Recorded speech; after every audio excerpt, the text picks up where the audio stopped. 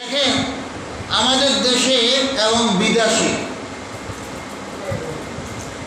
সারা পৃথিবীতে একটা ভাইরাস নামায়া দিছিল। বলেন তো দেখি নামটা কি মনে আছে কিনা দেখি। Corona virus. অথচ ভাইরাস শব্দ এটা ইসলামে গ্রহণ করে না। দিন ইসলাম ভাইরাস শব্দ গ্রহণ করে না। হয়তো বলতে পারেন কারণটা কি? ভাইরাস শব্দের বাংলা অর্থ হলো ছোঁয়াছুঁয়ি রোগ। আমার একটা অসুখ হয়েছে, আপনি যদি আমার কাছে আসেন, আমার শরীর টাচ করেন, তাইলে আপনার ওই রোগটা হয়ে যাইব। এটা হলো বদ রসম, এটা হলো বাতিল আকীদা। কারণ রোগ দেওয়ার মালিক কে?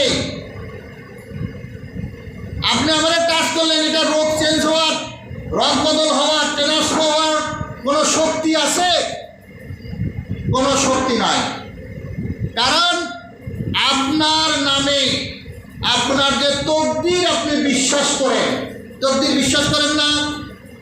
ছোটকালে পড়ছিলেন কিনা আমানতু বিল্লাহি ওয়া মালাইকাতিহি ওয়া কুতুবিহি ওয়া রুসুলিহি ওয়াল ইয়াউমিল আখিরি ওয়াল কদরি খায়রিহি ওয়া শাররিহি মিনাল্লাহি তাআলা ওয়াল বা'সি বাদাল মাউত।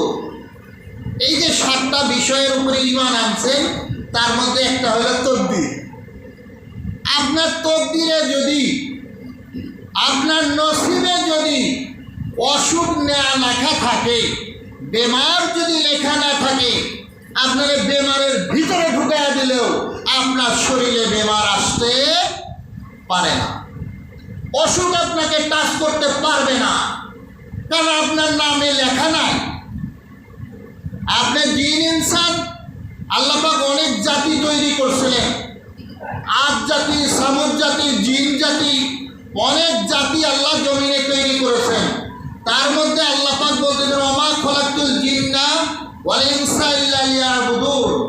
আমি 2টা জাতিকে সৃষ্টি করছি আমার ইবাদত করার জন্য। অন্য জাতির কথা বাদ দিলাম, জিন এবং ইনসান। এই জিন এবং ইনসান আল্লাহ পাকের ইবাদত করার জন্য আল্লাহ তৈরি করেছেন। তাইলে তকদির আপনার নামে লেখা নাই, আপনি আল্লাহ পাকের প্রতি বিশ্বাস না করে আমরা করছিলাম কি দেখছেন তো? এই অবৈধ জিনিস, সেটাকে আমরা গ্রহণ করার কারণে, মাইনা নেওয়ার কারণে, ভাইরাস শব্দকে বিশ্বাস করার কারণে আল্লাহ পাককে অবিশ্বাস করার নামান্তর। এটা করে মুসলমানদের কত ক্ষতি করছে, কত বড় ক্ষতি করছে সেটা চিন্তাও করেন নাই। আমি যদি এখন এক্সাম্পল দেই, উদাহরণ দেই, আপনারা বুঝতে পারবেন যে মুসলমানকে কত ক্ষতি করা হয়েছে এই ভাইরাস শব্দ দিয়ে। আর এই প্রভাবশালী ব্যক্তিগুলি, ক্ষমতাধর ব্যক্তিগুলি এই ভাইরাস মুসলমানদের প্রতি জুলুম করে চাপিয়ে দিছে। উদাহরণ ভাইরাস দিয়ে দেখেন, যদি আপনি এই ভাইরাসের সময় মানুষকে মসজিদে আসা বন্ধ করে দিয়েছিল। আজকে মসজিদ ভরে যায় না? সেই সময় ভাইরাসের সময়, করোনার সময় মসজিদে লোক কয়জন আসছিল?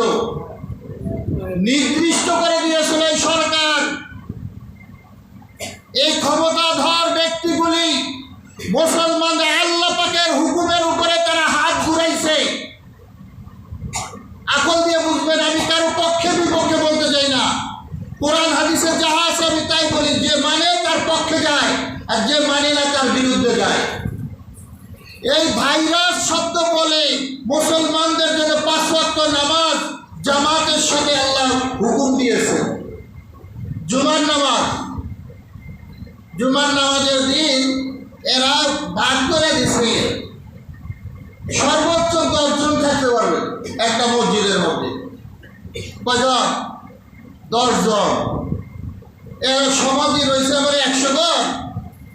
এরা 10 জন নামাজ পড়বে, বাকি নিলেই তো করি। হ্যাঁ, প্রত্যেকটা রুটি তো ফরজ ছিল জুমার নামাজ। কি জুমার নামাজ ফরজ ছিল না? তাহলে সরকার এটাকে তারা জুলুম করে মুসলমানদের আল্লাহ পাকের হুকুমকে তারা রদ করেছে, তারা আল্লাহ পাকের হুকুমকে তারা বরবাদ করে দিয়েছে। আর মুসলমান এমন নাদান, এই মুসলমানে এমন মানে অপদার্থ দল, এরা আল্লাহ পাকের হুকুমকে স্বীকার না করে এই কাফের মুশরিকদের কথাগুলি তারা মাইনা নিয়ে তারা দুনিয়ার মধ্যে অবস্থান করছে। নাউজুবিল্লাহ। ঈমান আছে? আপনি আল্লাহ পাকের হুকুম বাদ দিয়া সরকারের হুকুম মাইনা নিলেন, আপনার ঈমানই তো বরবাদ হয়ে গেল।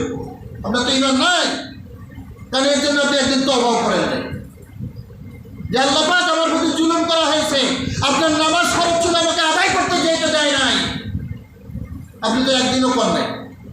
শুধু বাংলাদেশে নয়, এমনকি মক্কা শরীফ, স্বয়ং মক্কা শরীফ, মদিনা শরীফের মধ্যে এরা এরকম ফাঁকা করে দিয়েছে। তাহলে মুসলমানদের ঈমান গেল কই?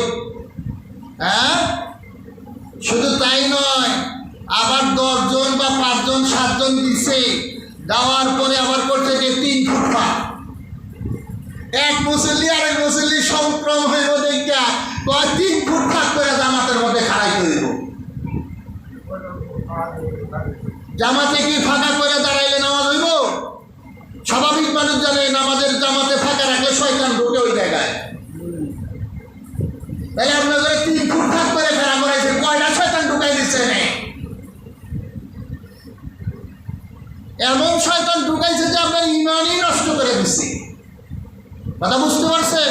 খুব কঠিন কথা।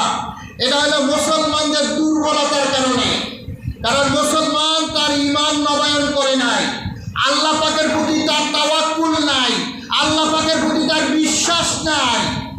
আল্লাহ পাককে সে যদি বিশ্বাস করত তাহলে এই কাজ করতে পারে না। কথা বুঝতে পারছেন? এটা গেল একটা। আরেক দিক দেখেন, আরেক দিক যদি